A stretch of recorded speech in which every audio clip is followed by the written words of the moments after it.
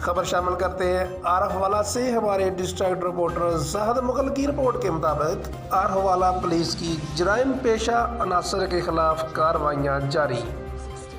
DPO Pakpattan Malak Jameel Zafar की क़यादत में ज़िला भर की पुलिस के जराइम पेशा अनासर के खिलाफ कार्रवाइयाँ जारी।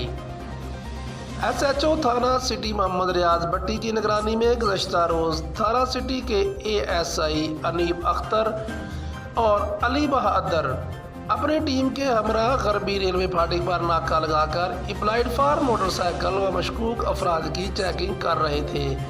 दौरान चेकिंग एक अप्लाइड फॉर मोटरसाइकिल को रोका।